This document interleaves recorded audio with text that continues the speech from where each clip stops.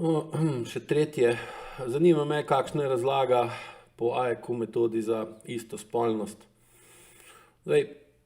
osnova AEQ metode je, da gledamo na vse, kar se dogaja skozi princip učinkovitosti. Neučinkovitosti, ker če nekaj deluje učinkovito, potem je to vzdržno, lahko nadaljuje pot skozi čas. Če pa nek sistem, delovanje nekega sistema ni dovolj učinkovito, pride pa do tega, da čas vedno bolj pritiska in evolucija, razvoj okolja, v katerem ta sistem deluje, gre zaradi pritiska in vpliva časa naprej. Seveda, in zdaj, če sistem ne evolvira in ne izboljšuje svojo učinkovitost, je vedno bolj ogrožen in pride do vedno večje verjetnosti, da bo končal na smetišču zgodovine oziroma da ga bo evolucija pojedla in bo izumrl. Zdaj, ena od definicij ali pa od pogojev za dovolj visoko učinkovitost pa je, da sta struktura in funkcija usklajeni, ker edino primerna funkcija strukture omogoča učinkovitost oziroma da je struktura taka, kot jo zahteva določena funkcija, je omogoča, da nekaj deluje dovolj učinkovito. In iz tega pogleda AEQ vidi moškega in žensko kot dva soodvisna sistema, kjer je eden boljši v teh določenih stvareh, drug v drugih stvareh, narejena in evolucijsko sta pa sestavljena tako, da se medsebojno dopolnjujeta in da skozi primeren odnos, ki je spet odvisen od njune čustvene zrelosti, ustvarita potrebne pogoje za nadaljevanje človeške vrste, kar pomeni zato, da sta lahko otroka. Ženska zato rabi svoje reproduktivne organe,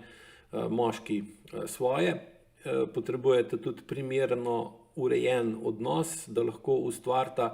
dovolj visoko medsebojno povezanost in v njej ustvarita dovolj visoko učinkovitost reševanja problemov, da lahko potem v bistvu ustvarita novo bitje,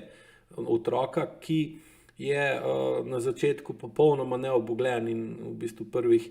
par let, oziroma rab v bistvu leto dni, da sploh shodi, s tem, da tudi ko shodi, je dejansko nemočen sam po sebi in za razliko recimo, ne vem, od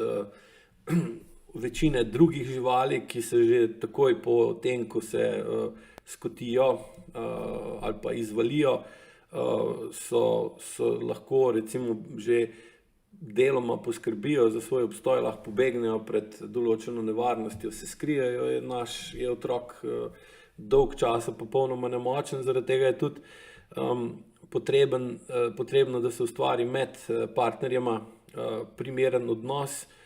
da ostaneta dovolj, da sta dovolj povezana, da sta dovolj skupaj in da znata dovolj dobro ustvariti medsebojni odnos, kjer učinkovito rešujeta probleme, zaradi tega, da imata pol lahko otroka, ki je prvih nekaj let popolnoma nemočen in nezmožen reševati probleme, torej mora nekdo drug delati namesto njega. In tukaj je potem ta učinkovit odnos tisti, ki določa, da lahko pride do nadaljevanja vrste, ker je pa eden od dveh osnovnih zakonov ali pa pogojev, ki jih evolucija postavlja pred vsako bitje. Prvi je, da preživi, drugo pa je, da se razmnožuje, ker na tak način lahko določeno življenje obstaja in se nadaljuje. In na ta način skozi otroka v bistvu vsak od nas del sebe, v bistvu delu sebe nudi začasno nesmrtnost, kar pomeni, da v svojem otroku ima vsak od nas pol sebe, pol partnerke ali pa partnerja in na ta način v bistvu podaljšuje svoje življenje in s tem v bistvu nadaljuje življenje celotne človeške vrste. Iz tega sledi, da istospolna usmerjenost krši ali pa ne spoštuje, ne omogoča nadaljevanje vrste, zaradi tega, ker dva moška ali pa dve ženske ne morata ustvariti potrebno okolje, da pride do reprodukcije, in na ta način kaže, da je takšna vrsta odnosa neučinkovita. In potem se vedno gremo spraševati, zakaj je prišlo do take neučinkovitosti, kaj je v preteklosti vplivalo na to osebo, da je normalno funkcijo spremenila v funkcijo, ki ni v skladu z evolucijskimi ali pa zahtevami, in potem se vedno izkaže, da je ta oseba živela ali pa nastala v odnosih in je živela v okolju, ki niso bili dovolj urejeni, ki niso v bistvu omogočali, da bi otrok se razvil v skladu z svojo strukturo, svojim spolom, svojo funkcijo, in potem pride do tega, da enostavno je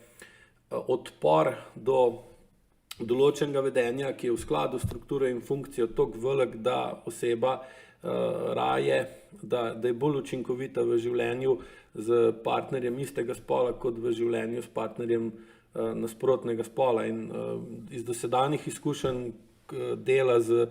osebami, ki so istospolno usmerjene, se je še vedno pokazalo, da je bil odnos med očetom in mamo te osebe, ko je bila še otrok, dovolj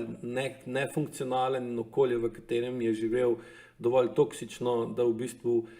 je razvil neučinkovit odnos in odpor do oseb nasprotnega spola, kar se tiče partnerskega odnosa, in da vzorci vedenja, obnašanja in pa partnerskih odnosov do osebe nasprotnega spola so bili takšni, da je bil odpor do tega večji kot od pritiska časa,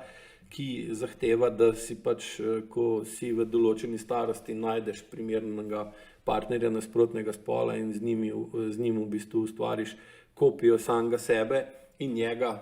da v bistvu nadaljuješ vrsto. Tako da to bi bilo, kar bi povedal o tem, kar se pogleda AEQ metode tiče na istospolno usmerjenost.